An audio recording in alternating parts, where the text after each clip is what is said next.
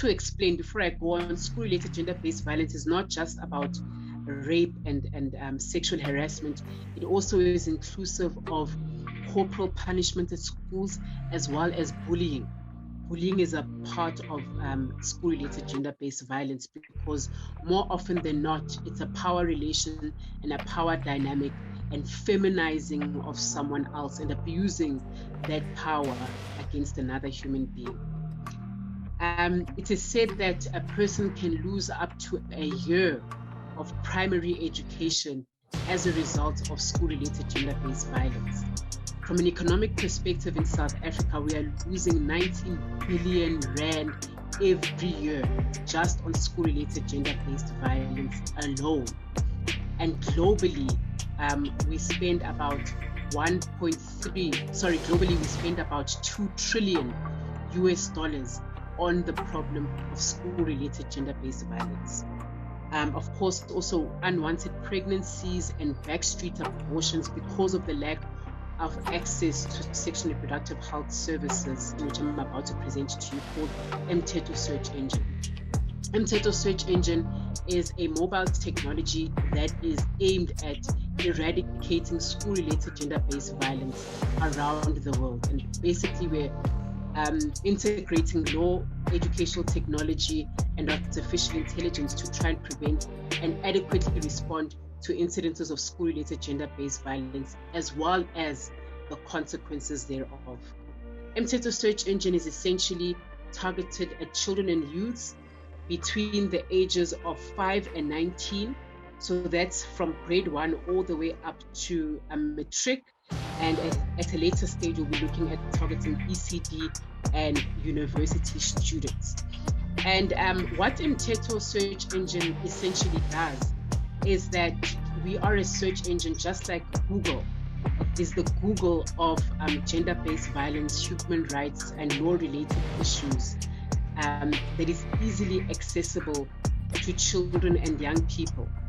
And the reason why our users would find this relevant for them is because the content on this search engine and platform is age appropriate, and it is tailored to this audience specifically. So we've broken them down into brackets, and we've made sure that the content speaks to each of the age brackets. What we found is that I have temporarily named Go Parenting, just to get that energy, Go Parenting. So basically, I am presently going through a divorce after 4 years of separation. And I'm a woman who's empty-handed after I gave all I had to a marriage that was not in communion of property. So I'm a mother also who has an empty nest, because after I was kicked out of the house without my young children, I had to leave the kids behind. So there are many women like me all over from all walks of life, and some women have the kids with them and they have to carry the biggest responsibilities of taking care of their kids, and sometimes they get no support, no financial support, no emotional support from the other partner. And because most of the time we cannot literally fight for ourselves, and sometimes we don't know how to, most women's rights are violated, and children are mostly used as weapons, during divorce or separation.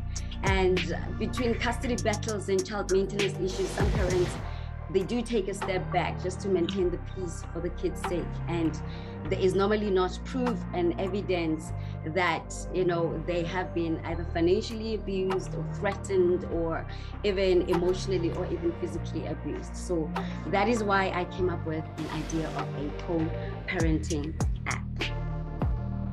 So ideally, a South African co-parenting app is one that would be recognized by the South African courts, the family court and other legal entities. It would be one that has local directory of service providers for the parents if they need it.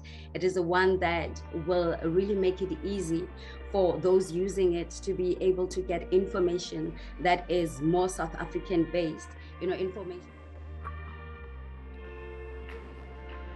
So the context of MindLink is that in South Africa has the 8th highest suicide rate in the world. And we have found that for every fatal suicide, that there are 20 suicide attempts. And however, even with all of that, that only 1 in 10 people will actually receive the help that they may need. And this is also because our healthcare system is very overburdened.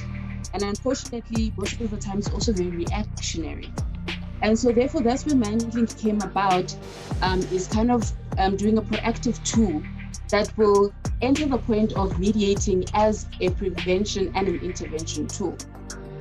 This is the sign-in page. I'll take you just to our unique. Okay, there we go. So this is going to be the landing page. This then is the feed, whether it's from our website of articles we posted or whether it's from our social media feed. This is where the feed will come up. Then we have events. Events, unfortunately, have been, for most part of the year and a half, have been virtual. But this then allows us, so you can have your virtual events onto the calendar, and you'll be able to set a reminder for it. But we're hoping in the future, when we have, on-campus group sessions, or any other kind of event, for example, we'll be able to automatically buy a ticket from the app if it's something you want to go to, and then obviously it'll set a reminder. We're alone and we're not the first to try to do what we're trying to do. And then we want to get to the resources which Tato was explaining. Our resources are basically the middlemen. We're the yellow pages, for example. We are trying to, with the yellow pages of mental health, we're trying to make things easier for you and things tailored to you specifically. So for the sake of time, I'm going to go through the practitioner directory, for example. So when you go into the practitioner directory, this will show you the practitioners nearest to you from geolocation. You do have an option to search. You can search the name of the psychologist if you know it, or you can do an advanced search. What your advanced search does is the filters that Tato spoke about. You can slide according to how much you can afford. Unfortunately, you can afford the price there. My apologies. And then you can look for what kind of professional you're looking for. Are you looking for a psychiatrist, psychologist, we'll just say occupational therapist for now. What gender, because some people may not be, very comfortable with speaking to a man, for example, if you're female. So you have that option. You want to make.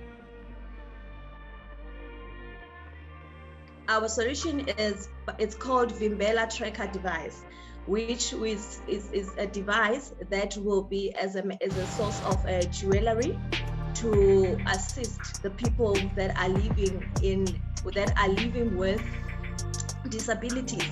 When they are in danger, then they can be able to press the device so that they can get assistance right through. Okay, so this is just a picture of how the device will be, but that one is an earring because we have different jewelries that we want to set on. So the background of Ilanga organization, meaning Our Sunshine, was formed in 2021 by 4 hardworking and committed women with different backgrounds. Langaletu organization's vision is we are for the people, meaning that all that we do it for the people and willing to go an extra mile for people's needs in terms of safety and their success. Our major focus is assisting people who are living with disabilities to reach their goals in their studies and for them to build a solid career and a bright future.